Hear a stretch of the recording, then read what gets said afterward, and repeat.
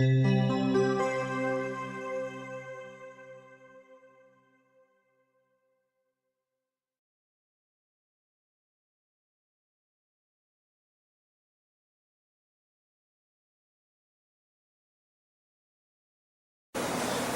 dar continuidade ao que vimos falando sobre conflitos da vida. Já trouxemos 8 mensagens, esta é a 9ª. E as mensagens têm o propósito de responder 3 perguntas. Primeira, como ser uma pessoa bem-sucedida. Segunda, como construir um casamento bem-sucedido. E a terceira, como ser pais bem-sucedidos. Já vimos que há princípios que Deus estabeleceu na sua palavra, que quando violamos esses princípios sofremos as consequências desta violação. Antes de uma pessoa entregar sua vida a Cristo, ela não pode viver uma vida vitoriosa. Eu vou repetir.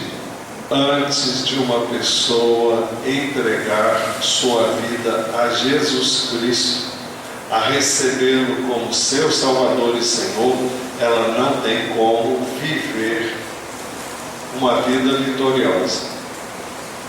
Os ensinos da palavra de Deus não têm como ser vividos sem que a pessoa entregue sua vida nas mãos do Senhor e o receba como Salvador e Senhor. A razão é muito simples. Por mais que a pessoa procure observar o que esse livro ensina, o que a Bíblia ensina, ela não vai conseguir fazer. A razão é simples. Quando uma pessoa crê e recebe Jesus Cristo em seu coração, no seu espírito, ela se torna filha de Deus. Jesus disse que, aliás, João escreveu o Evangelho, o apóstolo João disse que Jesus veio para o que era seu, mas os seus não o receberam. O seu povo não o recebeu. Alguns o receberam, mas não o povo como um todo. O verso 12 diz: contudo, aos que o receberam, aos que creram em seu nome, deu-lhes o direito de se tornarem filhos de Deus, os quais não nasceram por descendência natural, nem pela vontade da carne, nem pela vontade de algum homem, mas nasceram de Deus. O que o trecho deixa claro é que somente aqueles que creem e recebem Jesus Cristo, por terem crido no seu nome, esses têm o direito de se tornarem filhos de Deus. Não vamos entrar em muitos detalhes, porque esse é um assunto básico, que já foi muito trabalhado aqui, mas é só para não passarmos em branco. Ninguém é filho de Deus porque nasceu nesse mundo. Filhos de Deus são aqueles que creem e recebem Jesus Cristo em seu coração, em seu espírito. Nesse momento, ela se torna, a pessoa que o recebe, se torna filho de Deus. E o texto é claro em dizer que o nascimento aqui não é por descendência natural, não é pela vontade de um homem, são os que nasceram de Deus. Quando uma pessoa recebe Jesus Cristo pela fé em seu coração, ela nasce de novo. 2 Coríntios 5:17 diz: portanto, se alguém está em Cristo, é nova criação. As coisas antigas já passaram, eis que surgiram coisas novas. Tudo isso provém de Deus, que nos reconciliou consigo mesmo por meio de Cristo. Bia, me dá essa água, tá aí, por favor.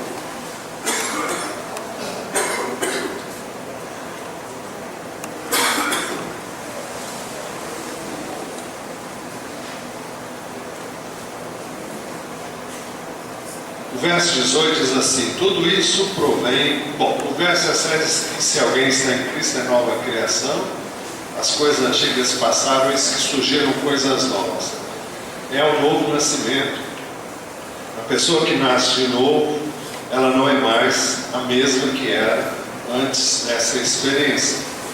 E o verso 18 explica: tudo isso provém de Deus, que nos reconciliou consigo por meio de Cristo.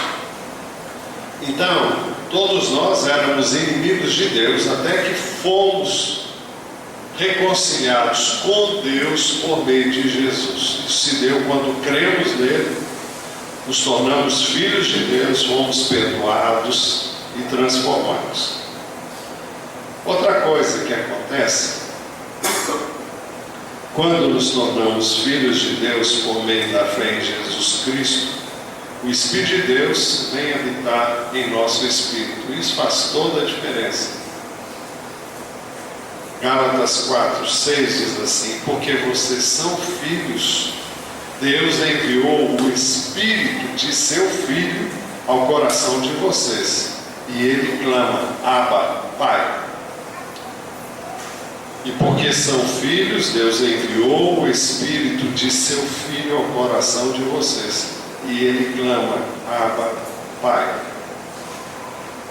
Todo aquele que crê em Jesus se torna filho de Deus, e todo aquele que se torna filho de Deus recebe o Espírito de Deus, aqui chamado o Espírito de seu Filho, porque o Espírito de Deus veio para manifestar a vida de Jesus. Ele não fala por si mesmo, ele representa Cristo, e ele fala em nome de Cristo, e ele age em nome de Cristo.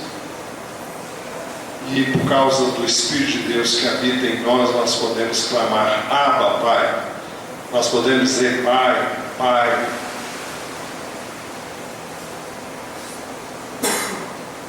E mais, o Espírito de Deus dá testemunho ao nosso espírito que somos filhos de Deus.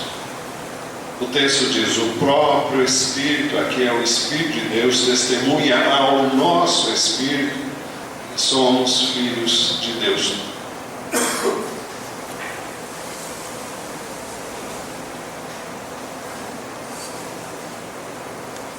Esse testemunho só tem aquele que nasce de novo, aquele que realmente é filho de Deus. E só tem esse testemunho quem tem o Espírito. Só tem o Espírito quem tem Cristo em seu coração. Esta é a razão porque muitas pessoas ficam frustradas quando tentam, em vão, descobrir se uma pessoa nasceu de novo. Elas ficam frustradas porque elas tentam entender isso com a mente. Como é que eu sei? Na realidade, eu e você não sabemos. Existem algumas evidências, mas elas podem nos enganar. Mas quem é, sabe que é.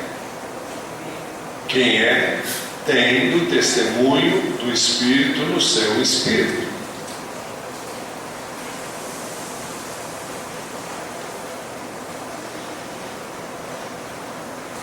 Jesus Cristo afirmou que as suas palavras são Espírito e são vida. O Espírito dá vida. A carne não produz nada que se aproveite. As palavras que eu lhes disse são Espírito e vida.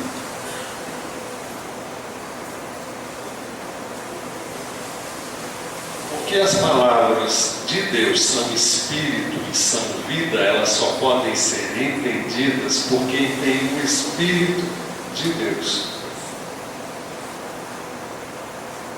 É por isso também que as Escrituras dizem que Deus é Espírito. E aqueles que o adoram devem adorá-lo em espírito e em verdade. João 4:24 são as palavras de Jesus. Exatamente assim. Deus é espírito e é necessário que os seus adoradores o adorem em espírito e em verdade. Só existe verdadeira adoração da parte daqueles que têm o Espírito de Deus. O resto é religião. Só pode adorar a Deus quem tem o seu Espírito. Só pode ter o seu Espírito quem creu em Jesus e o recebeu em seu coração. Por isso, os princípios estabelecidos na palavra de Deus não podem ser vividos e praticados por quem não tem o Espírito de Deus. Como é que nós aplicamos esses princípios em nossa vida? A vida não é complexa, já dissemos, antes ela é basicamente muito simples. Mas basta a violação de uns poucos princípios para que a minha vida se torne de todo complexa. Eu vou repetir, a vida é muito simples. Mas quando eu violo os princípios que Deus estabeleceu para eu ter uma vida simples, mas que flua, uma vida abundante, uma vida frutífera, então as coisas se complicam. Podemos comparar a nossa vida a uma série de engrenagens. É o próximo slide. Está nítido isso aí? Ah, não, né?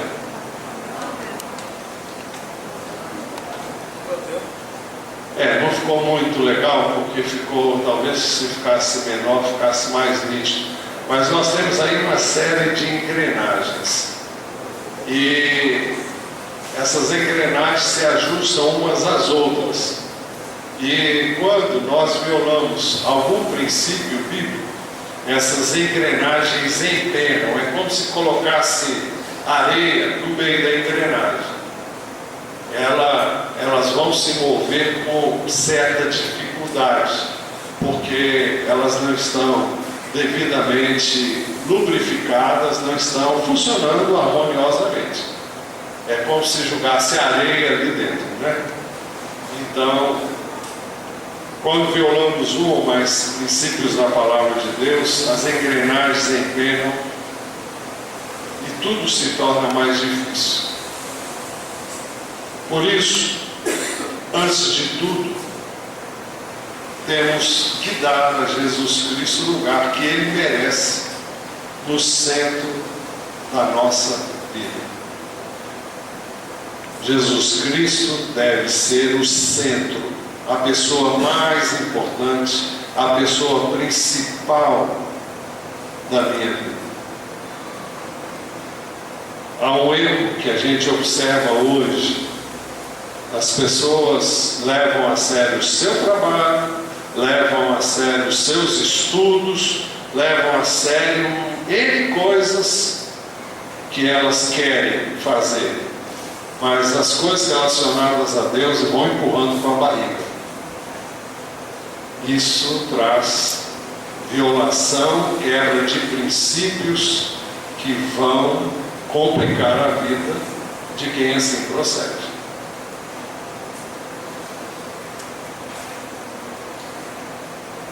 Para viver uma vida cristã vitoriosa, nós temos que entender que se Deus é Deus, toda a minha vida deve revolver, deve girar em torno dele. É como se ele fosse, não, é isso mesmo, é o mesmo slide. Pode voltar. A engrenagem principal é: se ele não está no centro, o resto não gira, não vai funcionar legal. Para viver uma vida cristã vitoriosa, você está pronto a aplicar os seus princípios. Ao aplicarmos os princípios de Deus em nossa vida, começaremos a compreender como Deus quer operar dentro de nós. Não há como eu compreender certas coisas se pela fé eu não obedecer. Eu tenho que obedecer. Jesus disse: se alguém quiser saber se a palavra dele é verdadeira, pratique, teste, e você vai ver que vai funcionar. Assim como se você não observá-la, ela vai funcionar no sentido oposto. Você vai encontrar muitas dificuldades resultantes justamente de não seguir o manual, que é a palavra de Deus. Hoje nós queremos ver um único tema: cedendo todos os nossos direitos a Deus. O segredo para nós vencermos a ira e o rancor é entregarmos todos os nossos direitos nas mãos de Deus. Deus quer que nós entreguemos a Ele todos os nossos bens e toda a nossa ou as nossas propriedades, se as temos. Se eu não entregar todos os meus bens e todas as minhas propriedades nas mãos de Deus, se alguma coisa acontecer com eles, eu acabo ficando irado.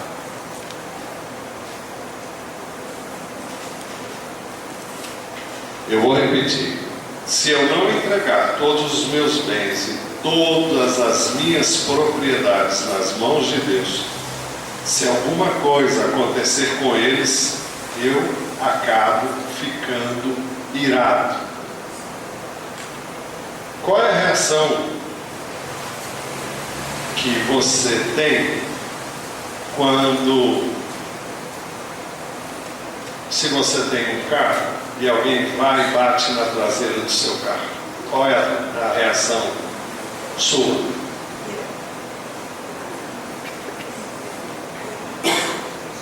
Você tem duas atitudes: ou você fica irado, irritado,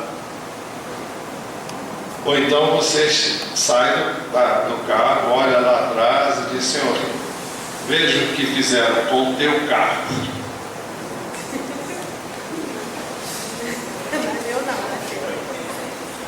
Se o Senhor quis que acontecesse, aconteceu. O carro é teu, podes fazer com ele o que quiseres. Larry Coy disse que uma coisa, ele disse que uma ocasião ele ficou muito irritado em relação ao seu carro. Ele tinha ido arrumar o seu carro, que estava ainda no período de garantia, e ele se dirigiu a uma concessionária da General Motors e chegou lá bem cedo. Chegou lá, eram 15 para 7 da manhã. Ao chegar lá, ele descobriu que a oficina só abriria às 8 horas. E como ele encontrou lá um membro da igreja, ele começou a conversar com o membro da igreja, do lado de fora do carro, ficou conversando com esse membro, e quando ele deu por si, já eram 5 para as 8. Então, ele pôde observar que tinha uma fila enorme de carros para entrar na concessionária, na oficina, e o dele não estava na fila. Porque ele chegou lá tão cedo, não tinha fila, não tinha ninguém, deixou o carro lá, mas não colocou ele no lugar certo. Então ele ficou muito irado e achou que poderia passar na frente dos outros, porque ele havia chegado antes, muito antes de qualquer um deles. Então tinha uma portinha assim, ele entrou por aquela porta e foi lá falar com o moço que atende, o recepcionista da concessionária, da oficina.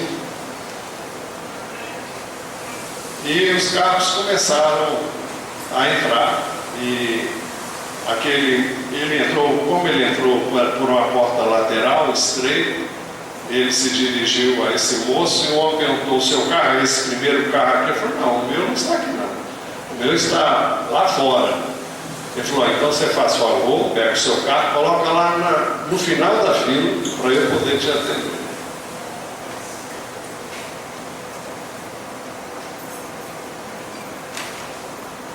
Ele ficou ainda mais irado. Então ele descobriu que a fila tinha aumentado ainda mais, desde que ele havia chegado, desde que ele descobrira que havia uma fila, até ele falar com esse moço, o moço então dizer que ele tinha que entrar na fila, a fila tinha aumentado ainda mais. O único versículo que ele conseguia lembrar-se era o que diz que os últimos serão primeiros e os primeiros serão últimos. E como ele estava lá no fim da fila, ele achou que o recepcionista iria encontrar uma desculpa qualquer para não arrumar o seu carro. De fato, quando chegou a sua vez, o homem da recepção disse: hoje não posso arrumar o seu carro. Aí ele ficou ainda mais irado por dentro, porque ele achava que ele tinha o direito de ser atendido. Isso ele dizia porque o certificado de garantia do seu carro dizia que ele tinha esse direito de ter o seu carro consertado.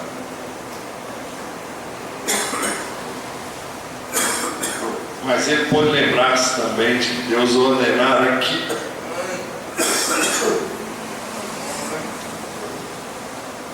Devemos nos livrar de toda ira e cólera. Efésios 4:31 diz: livrem-se de toda amargura, indignação e ira, gritaria e calúnia, bem como de toda a maldade. Ele também se lembrou de que a ira e o rancor não são fruto do Espírito de Deus, mas são obras da carne.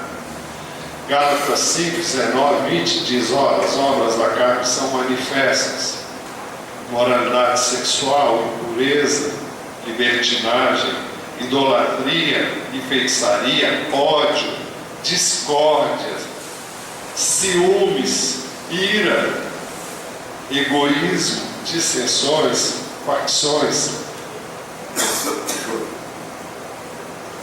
Então ele disse ao homem da recepção que o certificado de garantia dizia que ele tinha o direito de ter o seu carro consertado. O homem da recepção disse que o seu carro já tinha passado mais de 24.000 quilômetros da data prevista para ele ter o direito de ter o carro dele consertado. Você imagina como é que ele ficou? Ele ficou ainda mais irado. Mas como o moço disse que o carro tinha que ser trazido com 6.400 quilômetros e já tinha mais de 20 e poucos mil quilômetros, então ele falou: então se tem que ser consertado, conserta de qualquer jeito. O problema com o seu carro era que desde que ele o adquirira, entrava água nas janelas da porta traseira, nas janelas traseiras.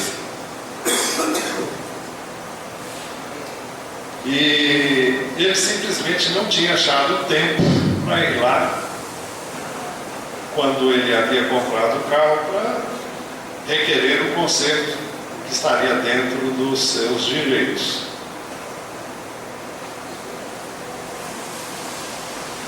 E o homem que havia dito que ele não tinha mais direito estava certo, porque ele viu no manual que realmente estava lá escrito. Mas a garantia cobria ainda o restante dos itens do carro, só não cobria a pintura e o conserto dos vidros. O homem então recebeu o carro dele e ele saiu dali muito irado. Ele disse a Deus que o seu caso era uma exceção à regra e que ele tinha certeza de que tinha o direito de ter o seu carro consertado. E quando ele saiu de lá, ele saiu ainda mais irado. E ele perguntou a si mesmo: por que eu estou tão irado? Ele disse que estava tão irado que não podia nem saber por que estava tão irado. E ele fez para si essa pergunta 3 vezes. Na terceira, a ficha caiu E ele descobriu que ele não queria era gastar o dinheiro dele com uma coisa como aquela. Então, o Espírito Santo lhe perguntou: espere um pouco, de quem é o dinheiro? É seu ou é meu? Então ele teve que pedir perdão a Deus e disse: Senhor, o dinheiro é teu. Então ele disse mais: se você é da tua vontade que eu gaste meu dinheiro nessa bobagem dos vidros traseiros, então eu quero simplesmente a tua orientação. E logo que ele entregou a sua propriedade nas mãos de Deus, ele não estava mais irado. Cada vez que acontece alguma coisa, há uma propriedade minha sobre a qual eu não tenho controle, é porque Deus deseja operar de forma sobrenatural naquele aspecto da minha vida. Eu vou repetir. Cada vez que acontece alguma coisa, há uma propriedade minha sobre a qual eu não tenho controle, é porque Deus deseja operar de forma sobrenatural naquele aspecto da minha vida. Os irmãos se lembram de Jó. Jó tinha muitos bens. E Deus permitiu que circunstâncias viessem à sua vida e tirassem tudo que ele tinha. Porque Jó sabia que tudo que ele possuía era propriedade de Deus, ele pôde então dizer: saí nu do ventre da minha mãe e nu partirei. O Senhor o deu, o Senhor o levou. Louvado seja o nome do Senhor. O mesmo era verdade em relação a Abraão. Os irmãos se lembram que Deus disse a Abraão que ele tomasse o seu filho, seu único filho, e o sacrificasse. Gênesis 22, 2. Então disse Deus: tome seu filho, seu único filho, Isaque, a quem você ama, e vá para a região de Moriá. Sacrifique-o ali como holocausto num dos montes que eu lhe indicarei.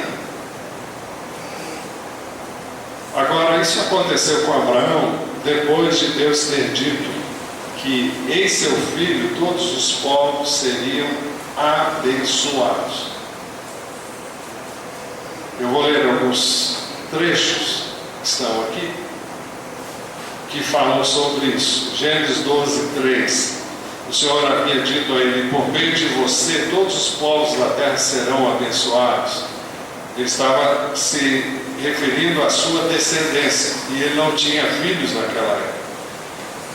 Depois no capítulo 17, verso 19: então Deus respondeu: na verdade, Sara, sua mulher, lhe dará um filho, e você lhe chamará Isaque. Com ele estabelecerei a minha aliança, que será a aliança eterna para os seus futuros descendentes.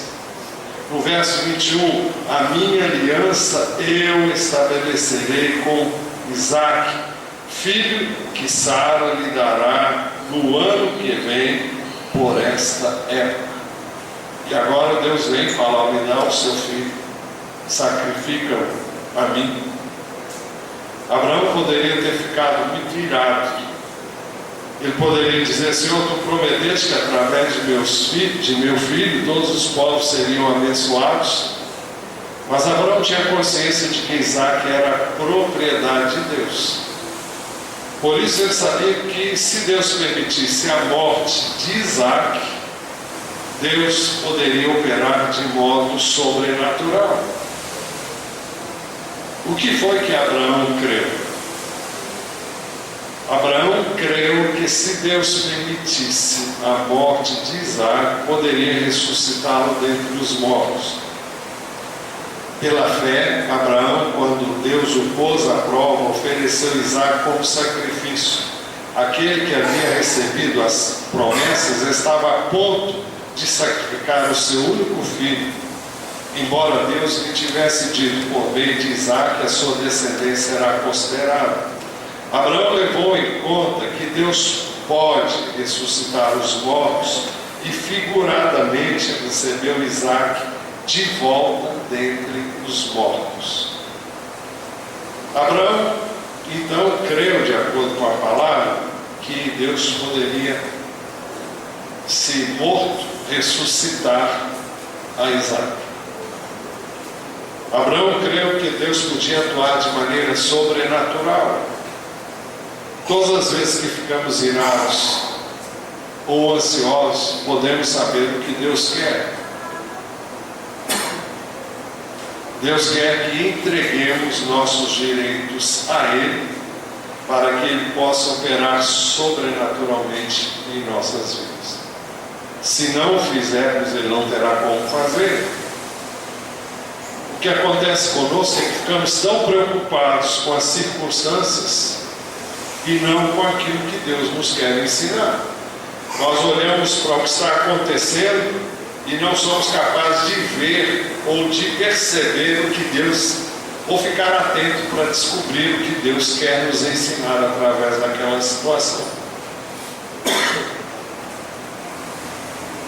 Quando eu fico preocupado com alguma coisa, é porque eu estou tentando assumir a responsabilidade de algo que está além do meu controle.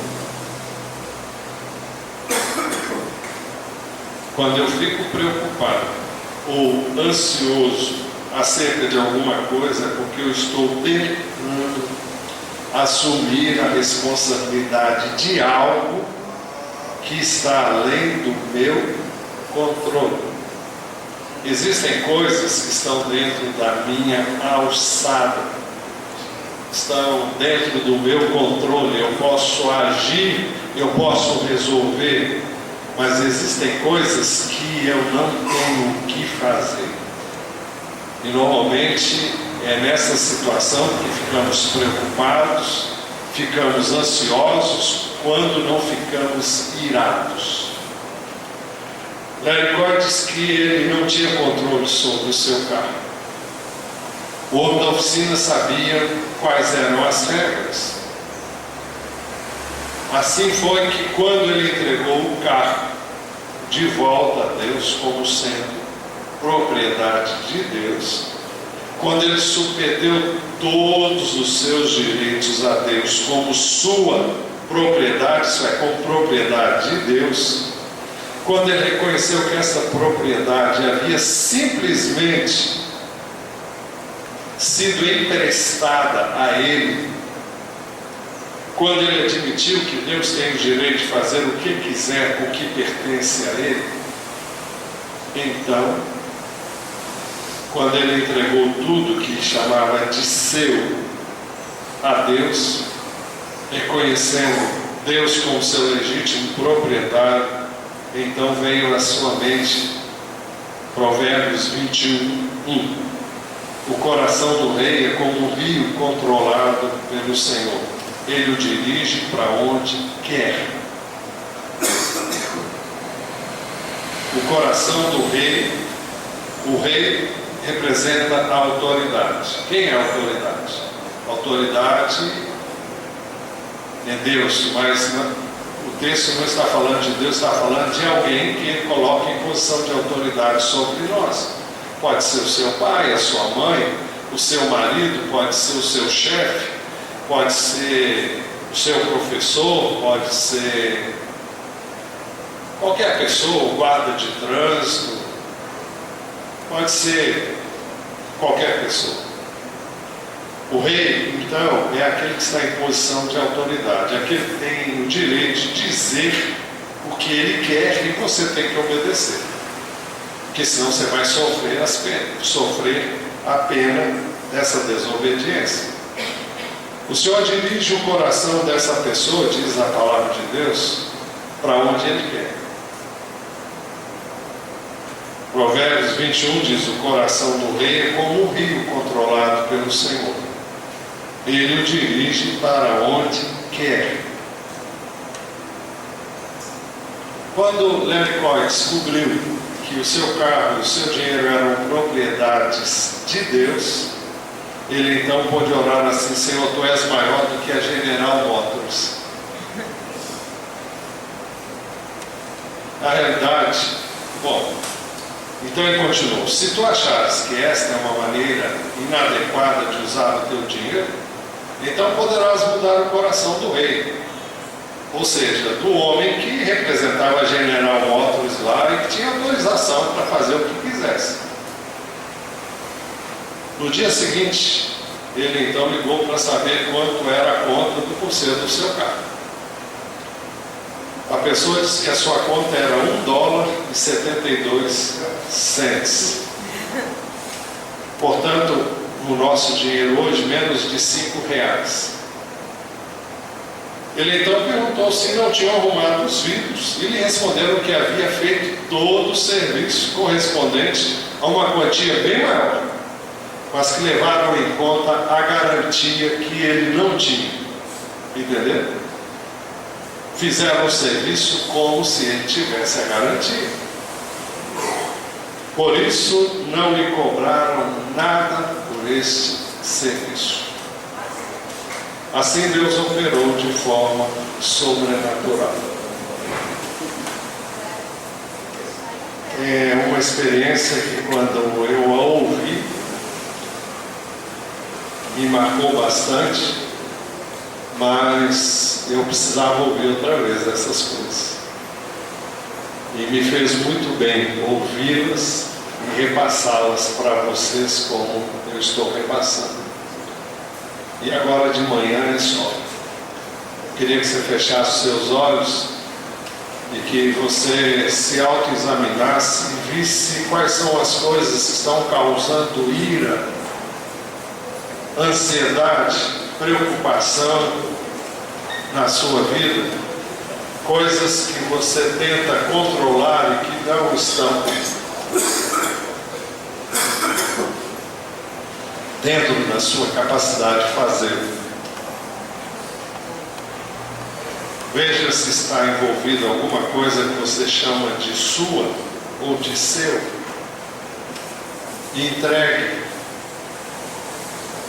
o que você chama de seu para Deus e deixe que entregue o controle dele e diga da sua incapacidade de fazer qualquer coisa. E se você fizer uma entrega completa e total, a sua ira vai embora, a sua ansiedade vai embora, a sua preocupação vai desaparecer na hora.